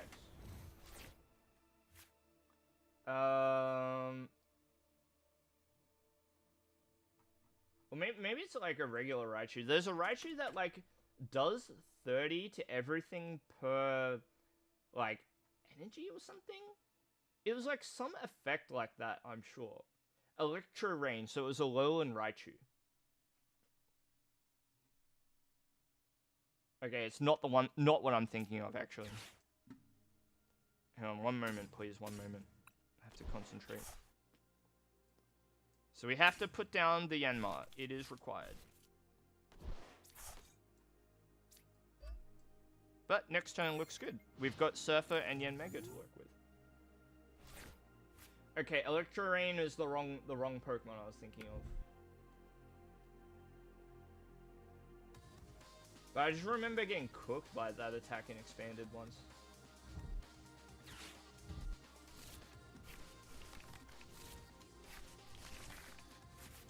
I would just look for... Okay, for example, what about the Kyurem that does 110 to all of your opponent's Pokemon? Yeah, Collateral Bolts? Is that it? I don't know. You just gotta look for Pokemon that can spread damage. I feel like Kyurem could be good if you could set it up in a way where it gets to ignore stuff. Not ignore, but like if you build a deck that can use its attack like regardless, it could work. I have to reread the Unknown now. You're making me read cards, Blueberry. Okay, Unknown. Let's read it. Damage. If there are 66 or more damage counters. Ah, that's important. So it can be more. Yeah. Oh, easy peasy win. Easy peasy win. They weren't going to be able to handle the Yanmega, huh?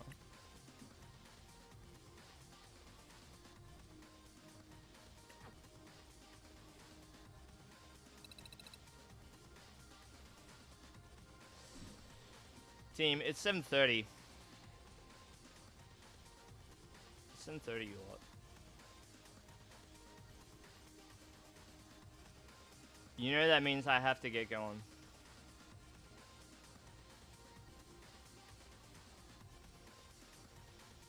But you know who I can leave you all with?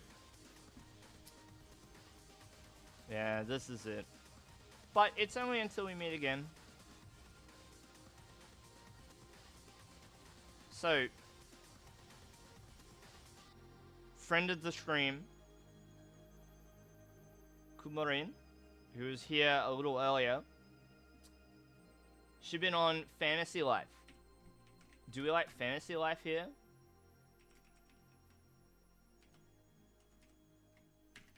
Yeah, my wife was obsessed with Fantasy Life for a while. She'll probably pick it up once she finishes 100 Line. But the thing about 100 Line is you gotta finish that game 101 times. Because there are 100 endings to that game. 100. So, if you like visual novels, pretty good value, to be honest.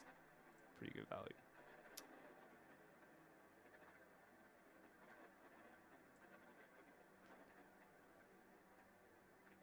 Been a long time since the last Fantasy Life game. It was on the DS. What the heck? Pretty awesome console for it, though. Anyhow, I gotta go. It's din time.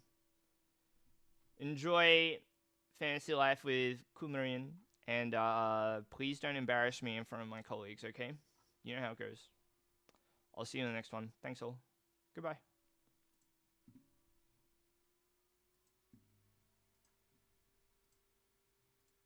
Fashion item to